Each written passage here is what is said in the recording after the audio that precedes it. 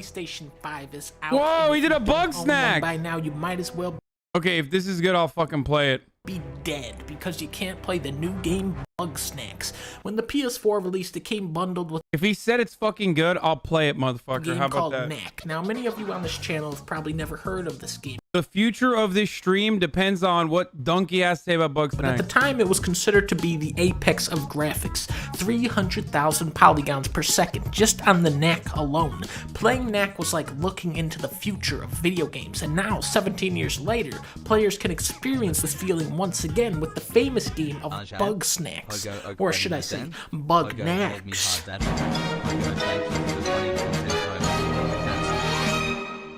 Right off the bat, I just want to laugh at the bozos who bought Xbox instead. If you try to load the disc for Bugsnax into an Xbox, that shit is gonna go. Xbox cannot handle the power of this game. It is a proven fact of nature. Immediately when this game booted up, the first thing I noticed was how the animals can actually talk with human voices. This was not possible before on the PS4 because of Blu-ray was not able to store Why does he keep playing? Why is he playing Pokemon music in the background? the information properly. I sat there in amazement as the walrus started talking about the treasure map and started laughing at how mad Xbox fans are that they can't handle this game. Now, the first thing players will notice in Bugsnax is that this is the largest ever resolution on a video game to date. 40,000 pixels wide by 22.738 pixels height. With resolutions like this, Pixar is gonna end up going out of business, boys. I mean, just right now, we're probably looking at something like 9.4 trillion polygons. And if Bunger comes into play, that number is just gonna absolutely skyrocket to the billions.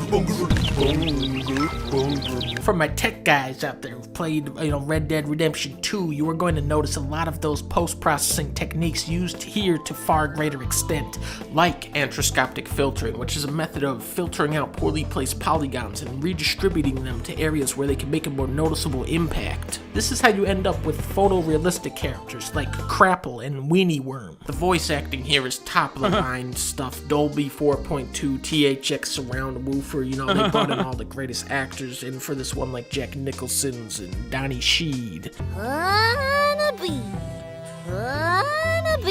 For the trees and foliage, we have something called 3D alpha planing, and I'm not even gonna bother trying to it's just so advanced beyond anything. Trilinear bitmap buffering.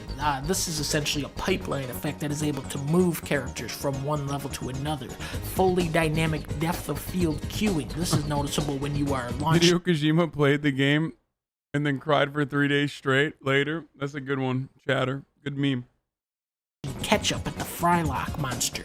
Those droplets of ketchup sauce are actually being individually simulated and processed into an advanced physics rig which determines where each drop should land and the size of the splatter when it impacts. I mean, these are techniques hobbyists have been trying to simulate for decades. I myself have a $14,000 gaming PC with a solid gold keyboard, and I wouldn't even dare try to run Bugsnax because it would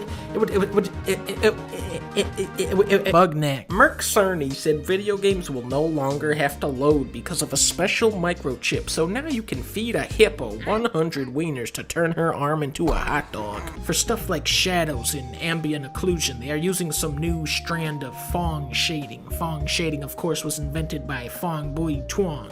It's essentially a program that is calculating the amount of light on the object at tiny points across the entire surface instead of at the vertices of the polygons. Of course, doing it this way eats up more computation compared to older techniques like the Graodad shading, which we saw a lot of on the PlayStation 2. But when you see the reflection of a grape skeeto soaring above a small pond, it really does end up being worth that, massive frame rate dip that you get. Bugsnax is a towering technical powerhouse. We're talking anti-aliasing, rotoscope rendering, fill rate, real-time bump map simulation, palletized textures, Isn't he literally just reading things that exist in every game? Like, since fucking 8 consoles ago?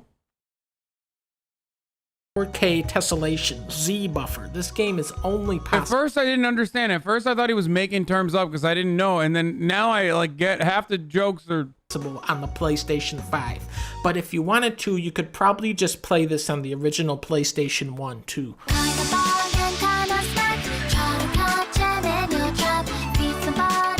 Okay, so he didn't like it.